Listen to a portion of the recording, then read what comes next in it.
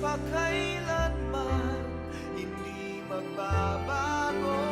Hindi magbabago.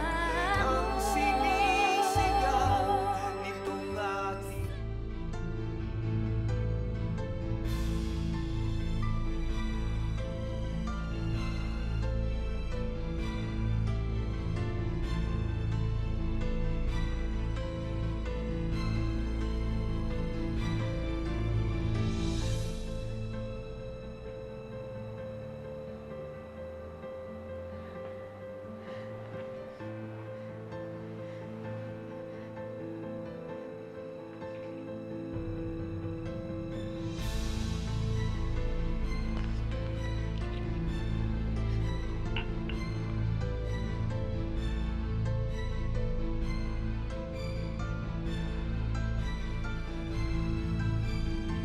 Para sa isang mag-asawa, masasabi lamang daw na kumpleto ang kanilang pamilya kapag sila ay nagkaroon na ng anak.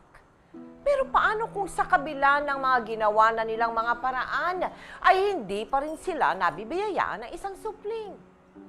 Dito pumapasok ang isang babae na kung tawagin ay baby maker.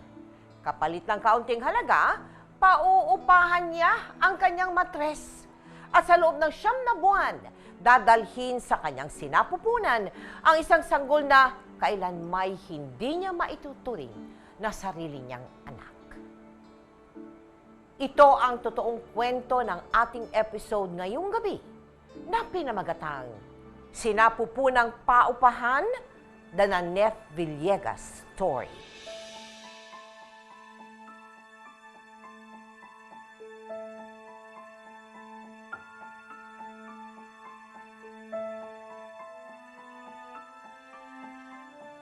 Nay, dito na si Ate Nanette, oh. Sensya ka na, naistorbo ka pa namin sa trabaho mo sa Maynila. Kumusta, Nanay? Nay, kamusta pakiramdam niyo? Nay, pasensya na hindi ko kayo nadalaw kagad sa ospital, ha?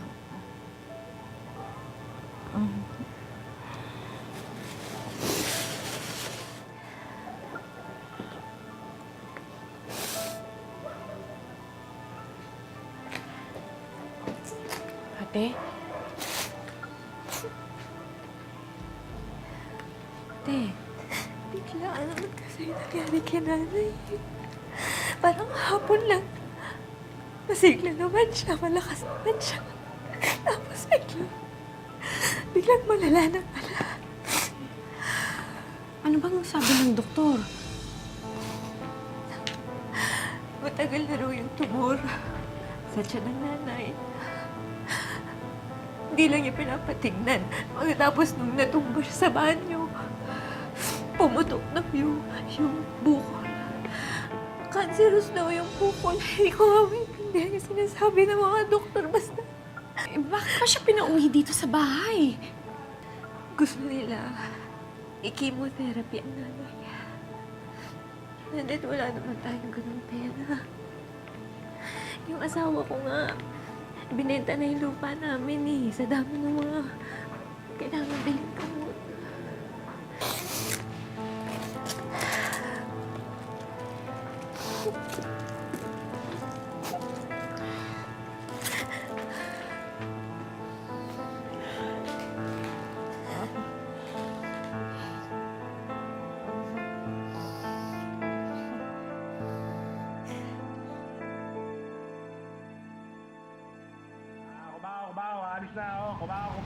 Mag-iingat ka palagi, ah.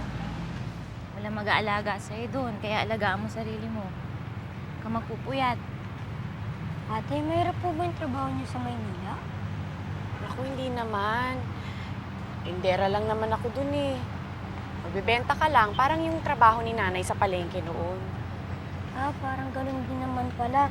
Pero, mas malaki yung tindahan niyo sa Manila. Oo, mas malaki ng konti.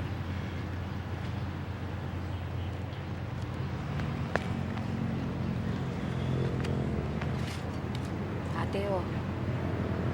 Pagbili ng gamot ni nanay. Maliit lang yan, pero pipilitin kong magpadala ng mas madalas. Maraming salamat, Nanit, ha? Pasensya ka na, nakaasa kaming lahat sa'yo ngayon. Buti na lang, malakas ang loob mo makipagsapalaran sa Maynila. Ingat, ha?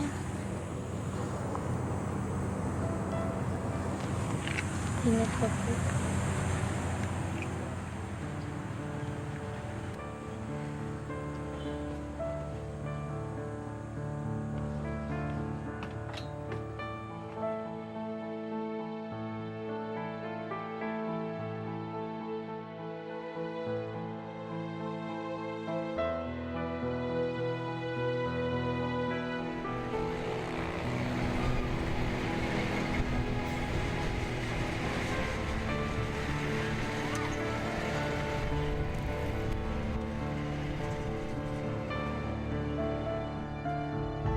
Ang buong akala ng kanyang pamilya, isang sales lady sa Divisoria, si Nanette. Pero lingid sa kanilang kaalaman, isa siyang pick-up girl. Sumasama kahit kaninong lalaki Eto. na handang magbayad para sa kanyang oras at serbisyo. Sobra to ah. Kaya mo na.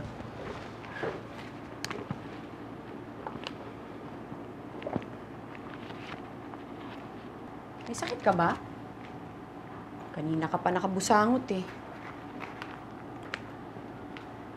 Wala. Anong wala? Kilala kita. Nakasimangot ka tapos ang bilis mo pang matapos. Nag-away na naman ba kayo ng misis mo? Sa sobrang tagal mo na akong guest, talagang kilalang kilala mo na ako, no?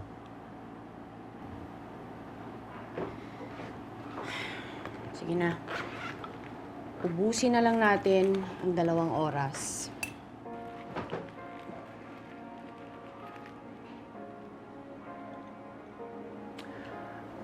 Ganito ka ba talaga kabait sa lahat ng guest mo? Hindi naman. Sa'yo lang. Ikaw lang kasi ang guest ko na madrama sa buhay. Ngayon, ano na namang issue ng misis mo? Hindi kasi kami magkasundo ngayon eh. Matagal na akong gusto magkaanak. Pero, hindi lang talaga kami makabuo kasi nga may problema siya sa matres. Okay lang naman sa kanyang umampon. Pero, iba pa rin yung sarili kong anak, di ba? Yung matatawag kong akin. Hindi naman problema sa akin ang bumuo eh. So, paano na yan? Ihiwalayan mo na yung misis mo. Mag-aasawa ka ng iba. Hindi ko naman kayang hiwalayan si Cecil, no? Hindi na naman kasalanan na may diferensya siya eh. Tsaka gaya ng sinabi ko, ayos lang sa kanyang umampon. Ako lang yung... Alam mo na, ayoko nang kung sino-sinong bata lang. Ay, iniisip ko nga eh. Ano? Paano kaya kung buntisin na lang kita? Ano? Kukunin ko naman yung bata eh, tsaka babayaran kita. Sira ulo ka ba? Isa pa, nabanggit din sa akin ni Mami Cherry na kailangan mo ng pera. Oo, kailangan ko ng pera. Pero hindi ako magpapabuntis, no? Eh kung bigyan kita ng 50,000, 50,000. Magpapabuntis talaga ako sa 50,000. o di ikaw magsabi sa akin. O ano, magkano gusto mo? 1,000,000 kaya mo? Net, hindi ako nagbibiro. Talagang matagal ko nang gustong magkaanak. Tsaka isa pa, mabait ka, malambing, palabiro. Eh kung mamana pa yan ang magiging anak ko, di maganda. Pwes, seryoso din ako. Ayokong mabuntis.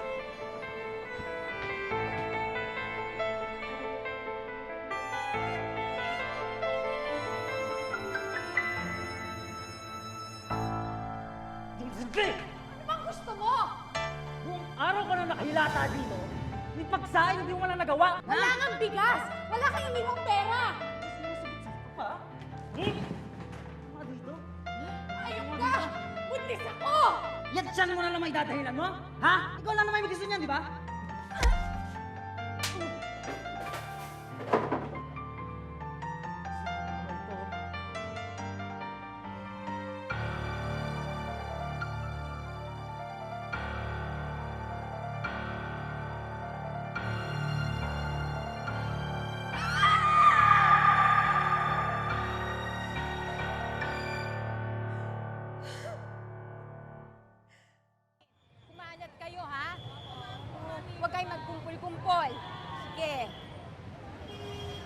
ikaw naman dito.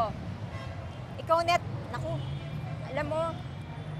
alam ko na pangakuan lang ako ni Rudy, pero ikaw na rin nagsabi sa akin na kailangan mo ng pera para sa nanay mo. Eh, ito na yun. Pag-isipan mo mabuti. Iba naman yung boyfriend mong adik.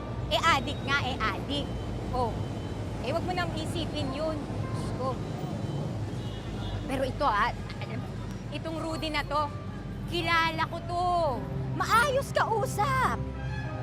Akong bahala sa'yo. Okay to. Ano, ha? Dahil sa traumang inabot mula sa unang pagbubuntis niya, ay tinanggihan ni Nanette ang alok ni Rudy na maging baby maker. Hindi niya akalaing mababago ang isip niya nang makita ang lumulubhang kalagayan ng ina. Diyos ko.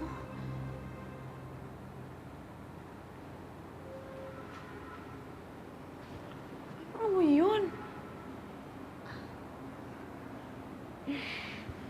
Sabi ng doktor, yun daw yung nabubulok na tumor sa loob ng katawan niya. Mas malala pa nga yung amoy kapag umiihi siya. Pati nga yung mga nurse, halos ayaw na siyang lapitan. Kami rin. Nahihirapan na rin kami sa amoy niya. Araw-araw. Palala ng palala ang kalagayan niya. Palaki rin ang palaki yung gastos. Pati nga asawa ko, naaway na ako eh. Kasi lahat na kinikita niya sa trabaho, dito sa ospital na pupunta.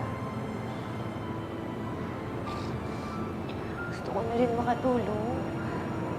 Gusto ko magtrabaho, kaya lang wala rin naman ako mapapasukan dito eh.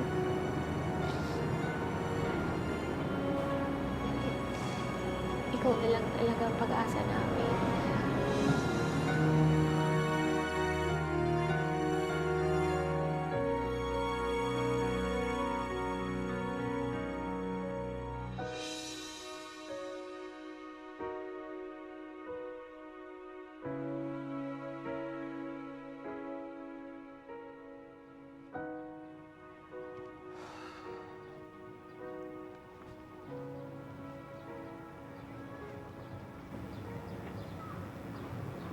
Net, tumawag sa akin si Mami Cherry. Sabi niya, payag ka na raw. 50,000 down payment. Sige, Nagkasundo na ba kayo ng misis mo? wala nang problema yon. Kausap na kami. Sagot mo lahat ng gamot. At saka gasto sa ospital. Pati na pagpapacheck up. Siyempre naman. Habang buntis ako, dapat may allowance. 10,000 kada buwan hanggang sa mga anak ko. Okay. Pero meron din akong hihinging kondisyon sa'yo. Ano? Mula ngayon, wala ka nang tatanggapin iba pang guest. Basta ba sisiguraduhin mo yung allowance ko? Mula noon, lalong dumalas ang pagkikita ni na Rudy at Nanette para sila ay makabuo agad ng isang sanggo.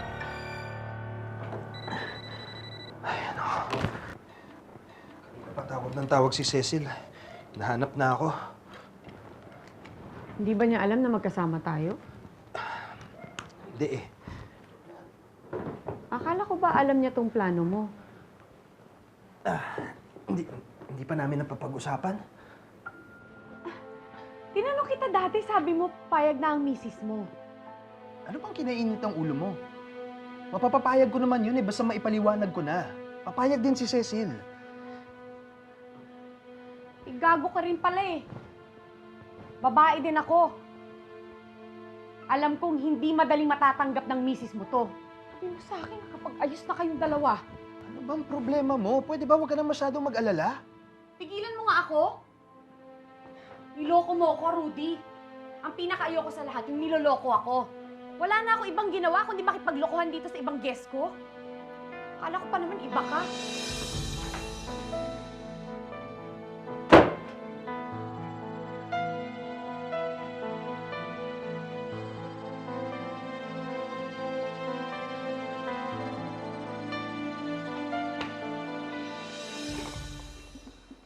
Nanette!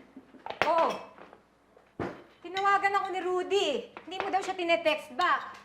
Ay, nagagalit sa akin. Bakit mo kasi pinapakilaman pa yung issue nila mag-asawa? Paano kung mabuntis ako? Tapos hindi pala sila magkasundo. Iwan nila ako sa ere. Hindi mangyayari yun. Ako, kakausapin ko siya. Siya nga. Kain muna tayo at tumigala ako. Gutom na nga ako eh. Oo, ang bango. O yan, tikman mo to. Naku. Sarap. Tikman mo. Ay.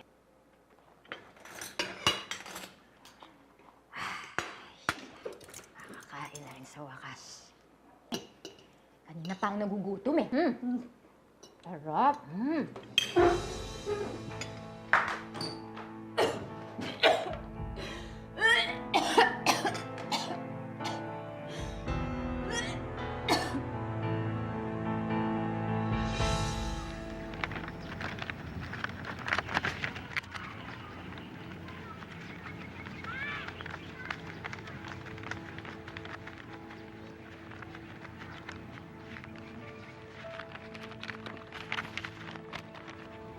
Kausap mo na ba misis mo?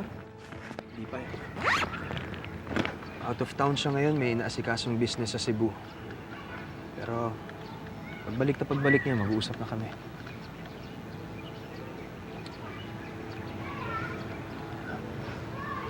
Huwag ka na magalit.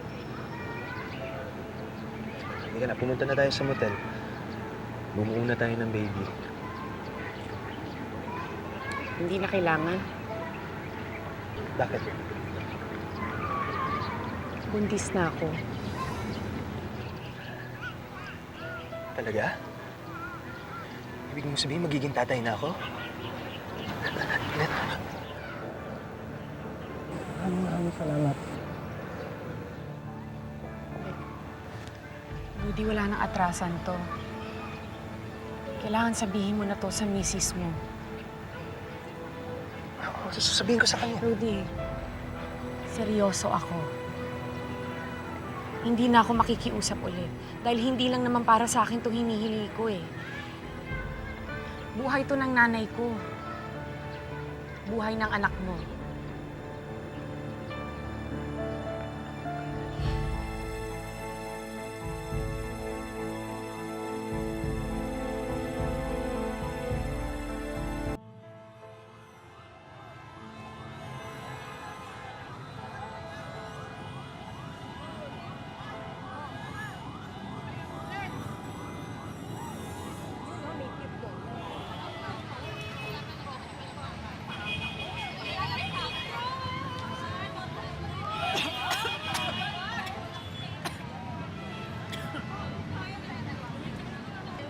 Oh, ba't mo tinapon? Kaloka ka naman. Iniisip ko lang yung bata, Mami. Paano kung nagugutom ako? Paano kung nagpupuyat ako? Nararamdaman kaya yun? Pag nagyosi ka. Ha? Utang na loob.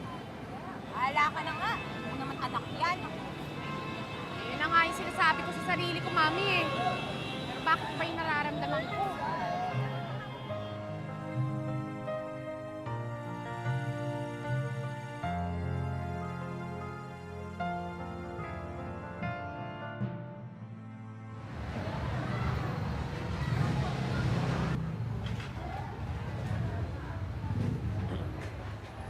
Net, ito. Hindi ka, tiyan mo to. Ginagawa natin dito. Gusto ko lang sana pakita sa'yo to. Ito yung napili kong crib para kay baby. Anak, ito magiging crib mo ha. Sana magustuhan mo. Ganda naman, no? Mukhang matibay naman siya. Oo, maganda naman. Pero bakit mo pa ako sinama dito? Eh, syempre, gusto ko lang naman makita mo. Eh, hindi naman magiging posible lahat to kung hindi dahil sa tulong mo eh. Net, hindi ko lang masabi sa'yo, pero talagang sobra-sobra mo akong napasaya.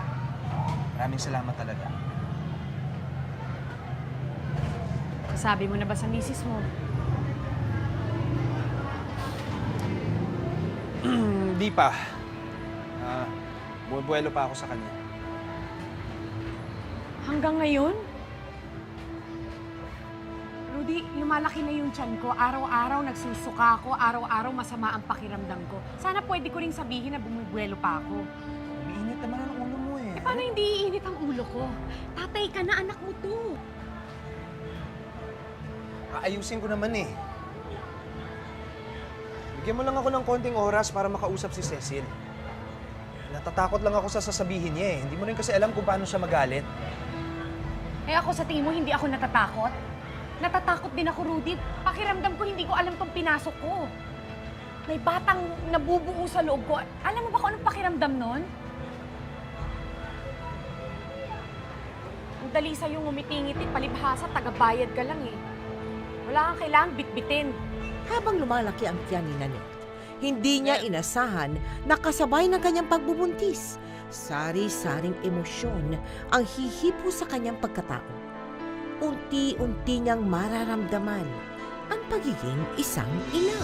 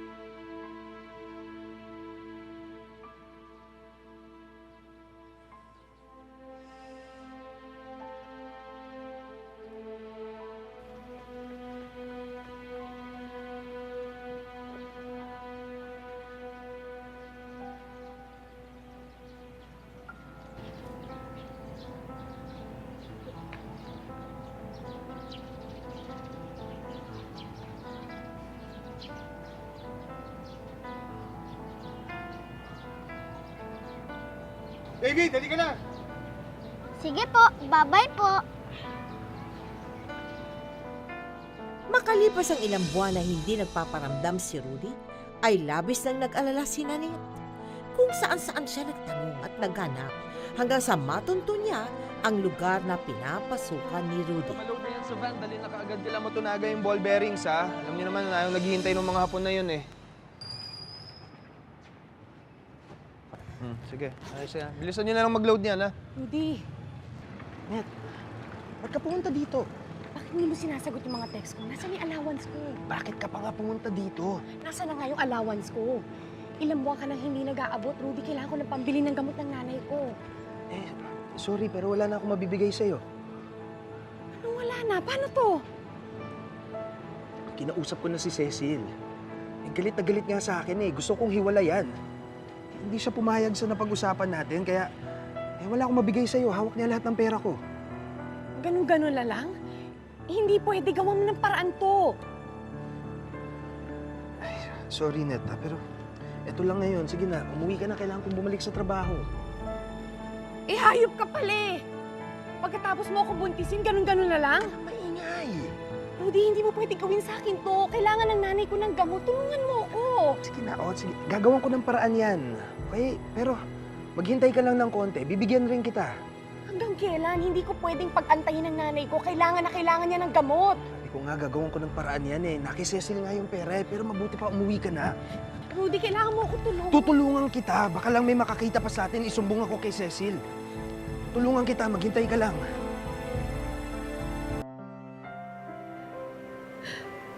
Lord, hindi po ako malinis na tao. Alam ko pong wala akong karapatang humiling sa inyo.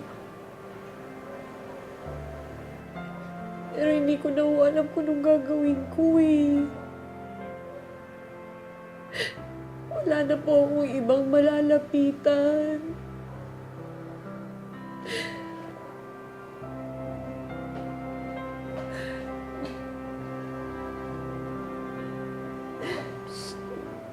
Net. Anet. Anet. Uy, anong ginagawa mo dito? Ayokong maniwala kay Lani nung sinabi niya nandito ka eh. Ano ba nandito? Mami, sabi sa akin ng nanay noon, walang binibigay na problema ang Diyos na hindi natin kaya. Pero bakit ganun, Mami? Hindi ko na kaya eh. Hindi ko na alam kung anong gagawin ko. Net. Tara na. Tignan mo naman mga itsura natin. Hindi tayo bagay dito. Tara na. Tara na. Ay, tama na ako eh. Tara na.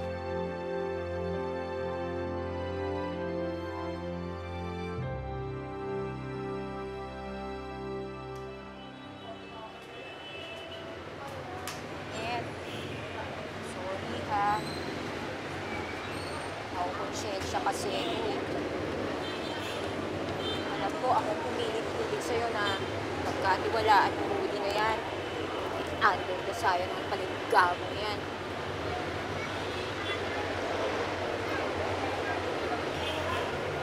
Ba't di kaya? Ipalaglag mo na lang yan. Oo, palaglag mo na lang yan. Eh, total wala naman tayong ipapakain siya. Anong gagawin natin? Magugutom lang yung batang yan dito. Nung nalaglag yung unang pinagbubuntis ko,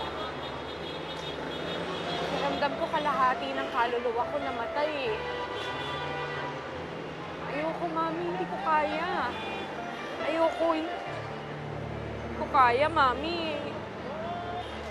Araw-araw tayo nagpapagamit sa kung sino-sinong lalaki. Ginusto ba natin to, ha? Ako ayoko. Ewan ko ikaw. Pero wala akong magawa. Ikaw, may choice ka ba, ha? Ako, tantanan mo na yan. Hindi mo naman talaga anak yan. Hindi sa'yo ang batang yan.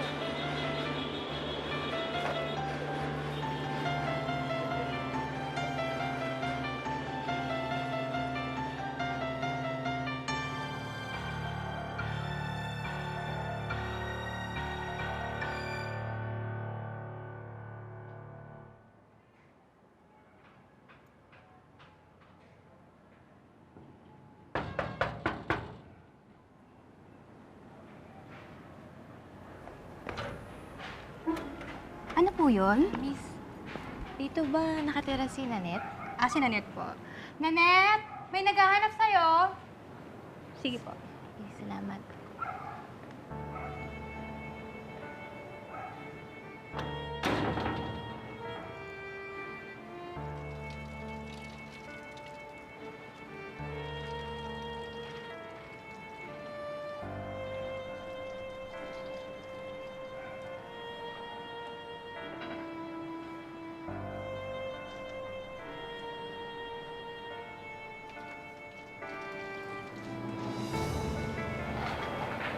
Nanette? Ate? Anong ginagawa mo dito? Buntis ka? Nag-asawa ka na? Nanette? Ate mo ko. Siyempre, nararamdaman ko pag minililihim ka sa amin. Nag-aalala ako sa'yo, kaya ako pumunta dito. Ba't hindi mo sinabi sa amin na nag-asawa ka na? Hindi naman kami magagalit eh. Ate, hindi. Wala akong asawa. Ano ibig mo sabihin? Nagpabuntis lang ako para sa pera. Ano? At hindi ako sales lady sa Divisoria. Pick-up girl lang ako. Nung nagkasakit ang nanay, nagpabuntis ako sa guest ko para meron akong mapadala sa inyo. Ate, patawarin mo ko. Dahil sa amin, kaya ka nagkaganito. Nanit, hindi ko mapapatawad ang sarili ko. Umuwi na lang tayo ng Antique. Kahit ikaw ang buhay natin dun, maayos naman eh. Paano ang nanay? Saan tayo kukuha ng panggamot niya? Nanit,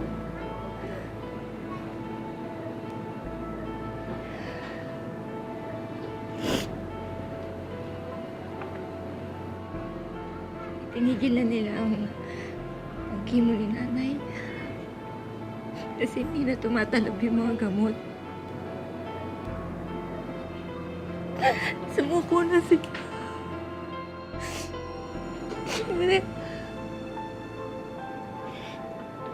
May taning na ang nanay.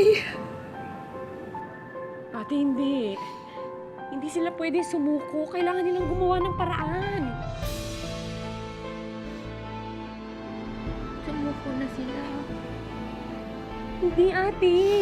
Ginawa ko lahat eh. Binenta ko yung katawan ko.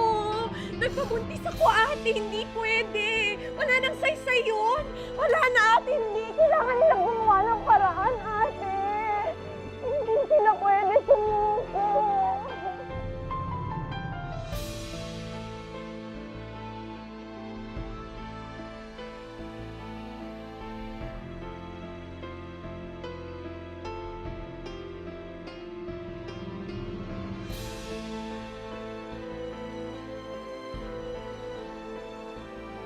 Sa kagustuhang wakasan ang nagpatong-patong niyang problema, naisip ni Nanette na tapusin na ang pagbubuntis niya.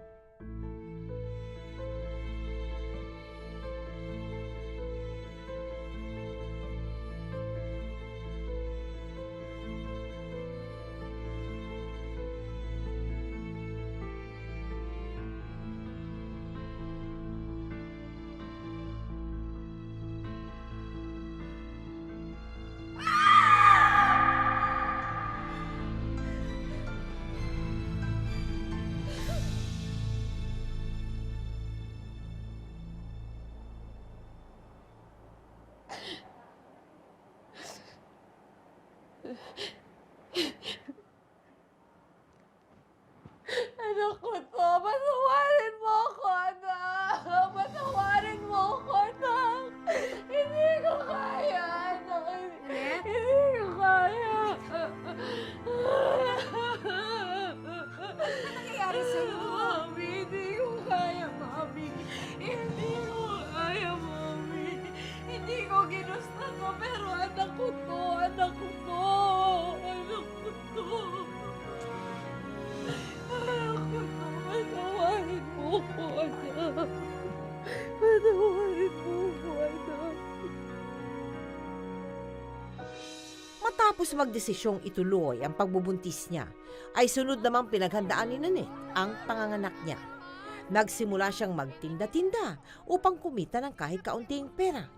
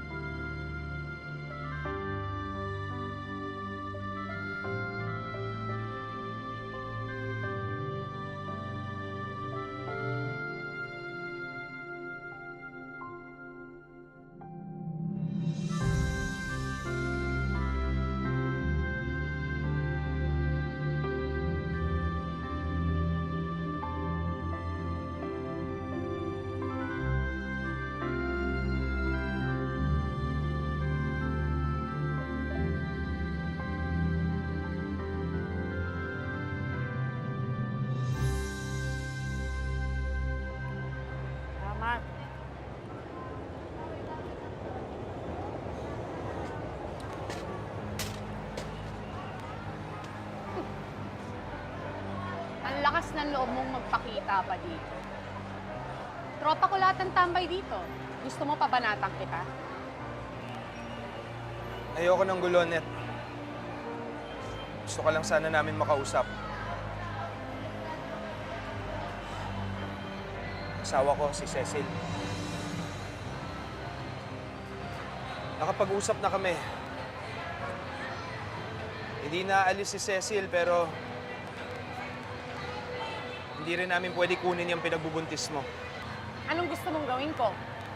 Ihagis ko to sa ilog. Hindi ko naman tatalikuran yung responsibilidad ko sa'yo eh. Bibigay ko pa rin yung mga kulang na pinangako ko sa'yo.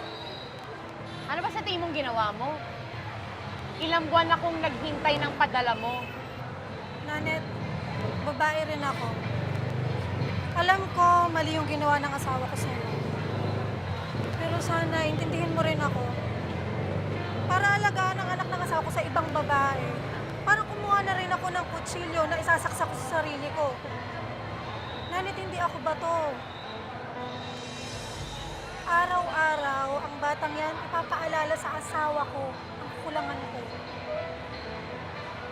Ang kakulangan ko bilang babae. Payag akong mag-ampon, pero hindi ang pinagbubuntis mo. Sabihin mo nang selfish ako, pero totoong tao ako, Nanet eh. Hindi ko man gusto to, pero alam ko may responsibilidad si Rudy sa'yo. Sa magiging anak nyo. Kung tatanggapin mo, aakuin namin lahat ng gasto sa ospital. Pagkapanganak mo, tutulungan ka namin ipaampon ng bata.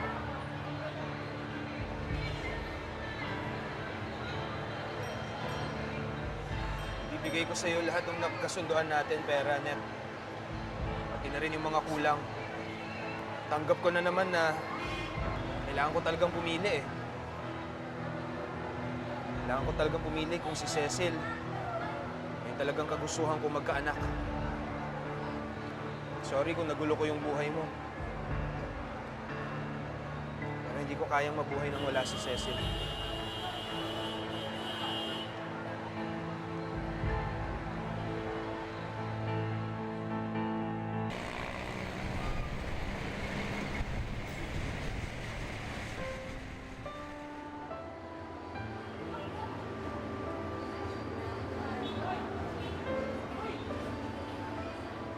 Nanet, lahat sila. Pick up yun.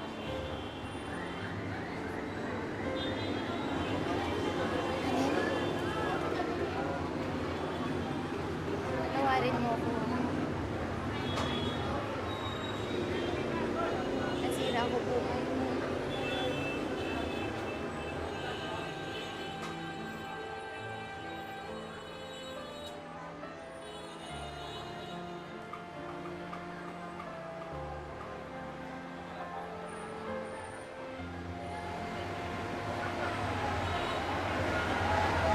Gusto ang nanay.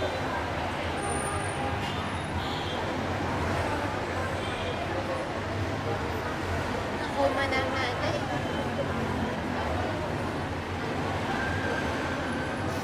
Sabi ng mga doktor, ilang linggo na lang daw.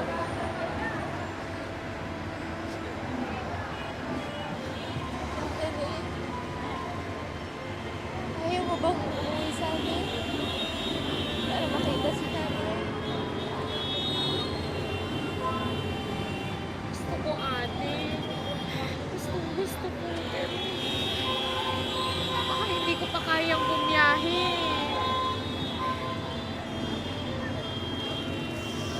Sakit isipin na baka hindi ko na makita si nanay. Pero baka hindi ko kayanin eh. Kailangan ko isipin tong batang to.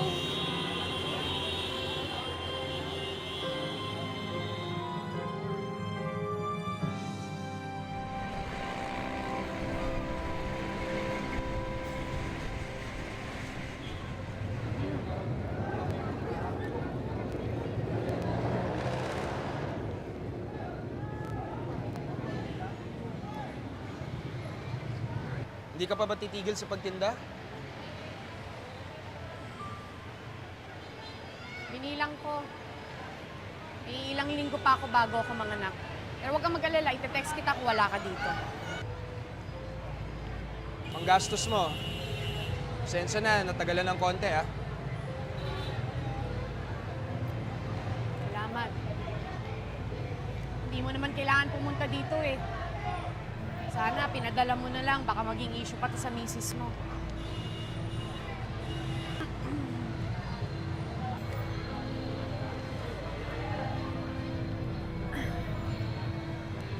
Net, okay ka lang? Rudy, tulungan mo ako. Mahanganak na yata ako. Eh, manganganak ka. Sige, halika na, halika na.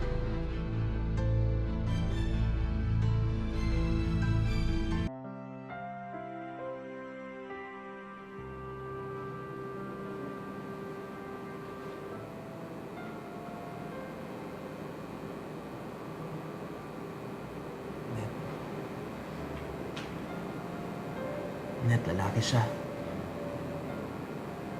Lalaki ang anak mo. Gusto mo ba siya makita as a nursery lang? Hindi, ayoko.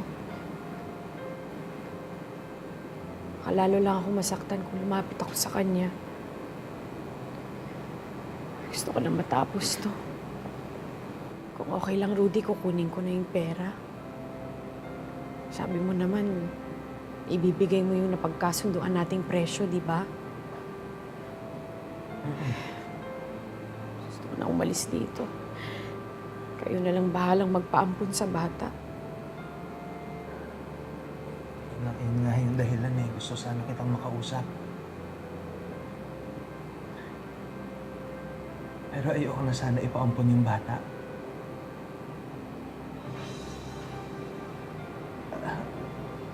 Alam kong para akong bata na hindi mawari yung gusto.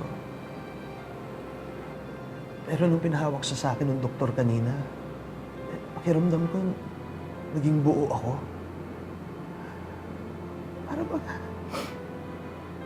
Para bang puputok yung puso ko sa sobrang tuwa. Ang tagal kong hinintay ito. Ang tagal kong pinagdasal. At ngayon na nandito na, hindi ko alam kung paano ko bibitawan. Hindi ko siya kayang ipamigay.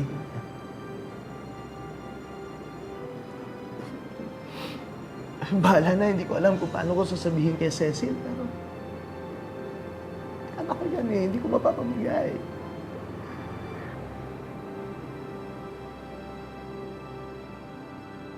Noong una ay ayaw nang magkaroon ni Nanette ng pagkakataong mahawakan o makita man lang ang anak niya.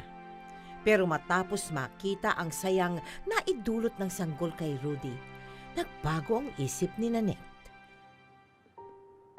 Pinili ni Nanette na wag nang hawakan ang anak niya. Pero kahit mula sa malayo, ramdam na ramdam niya ang pintig ng puso ng isang ina.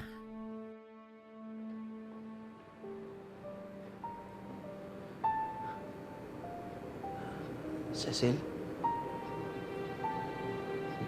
Dito na si Melissa para kunin yung bata. Sila na rin daw mag-aasikaso ng papeles para hindi na maabala si Nanette.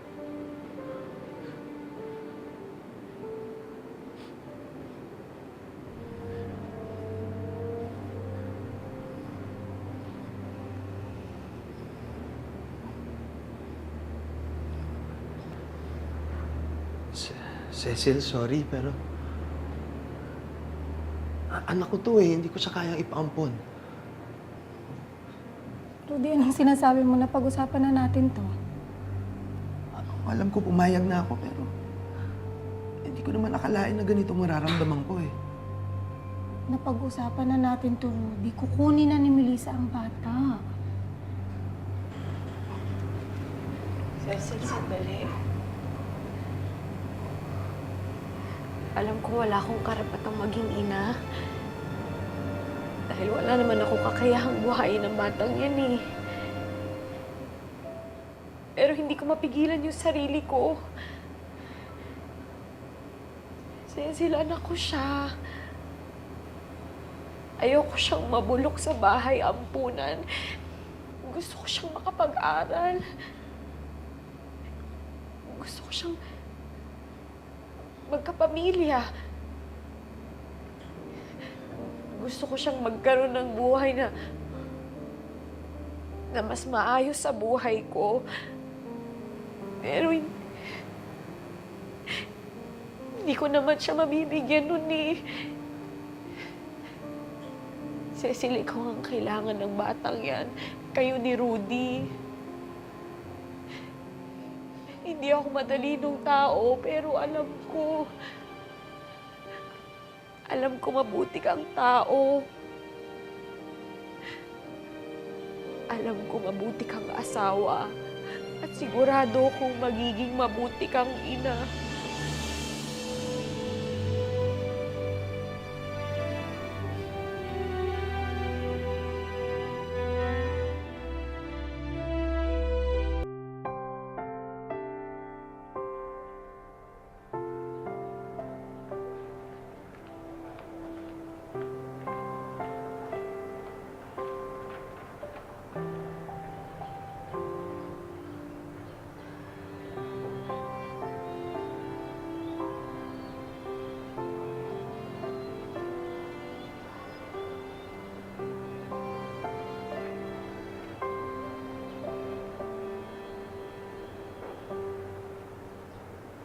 Ate, sa tingin mo ikinahihiya ako ng nanay dahil sa ginawa ko? Huwag mo isipin yun. Mahal ka ng nanay. Hindi ko sinabi sa kanya yung trabaho mo. Pero alam niya lahat ng sakripisyo mo. Alam niya ginawa mo lahat.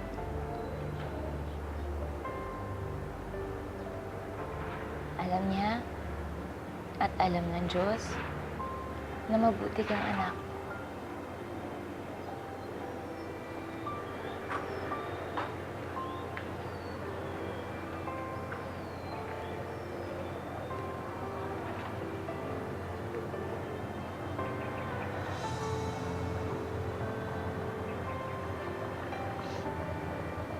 Mahal na mahal ka ng nanay.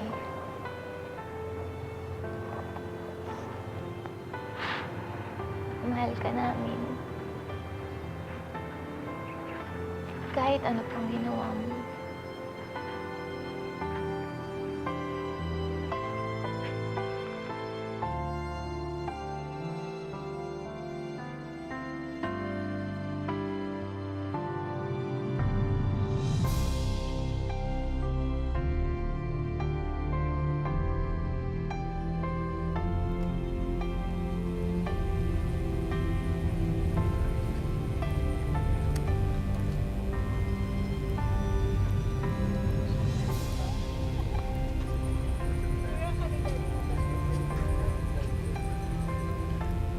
Hindi mo ba gustong bumati man lang? Nakausap ko si Rudy at Cecil.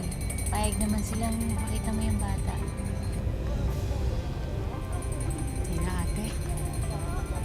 Masaya na ako makitang masaya siya. Malusog. May magandang buhay. Hindi ko mabigay sa kanya yun eh.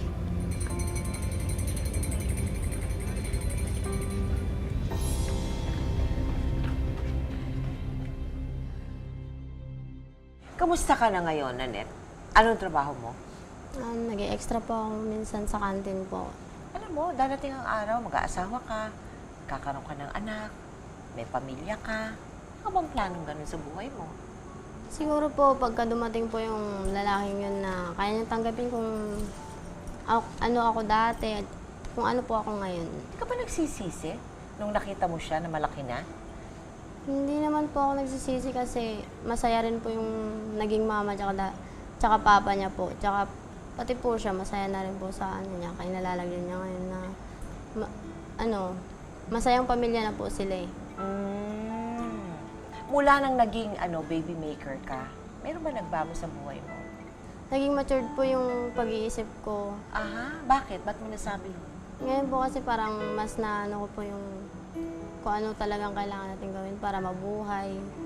Halimbawa na dumating ang araw na makilala ka, yung nung bata, ano sasabihin mo sa kanya? Tatanungin ka niya, Mama, bakit binigay mo ko sa kanila? Anong isasagot mo?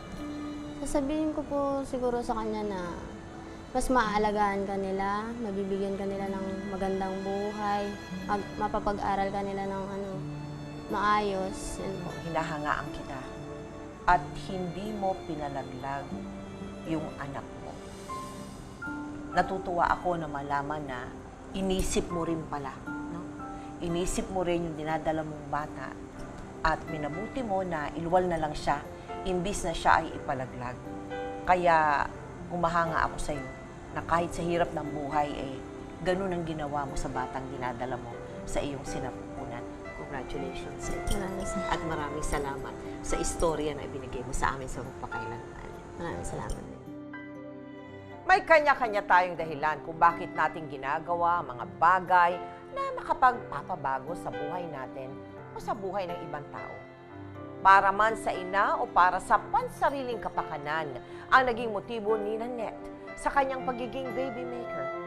Wala tayong karapatan para siya'y husgahan o sino man sa ating mga kapwa. Dahil anuman ang antas natin sa buhay, mababa man o mataas ang ating katungkulan o katayuan, ang bawat isa sa atin, merong dinadalang mga suliranin, may minimiting mga pangarap at may hinahanap na mga kasagutan.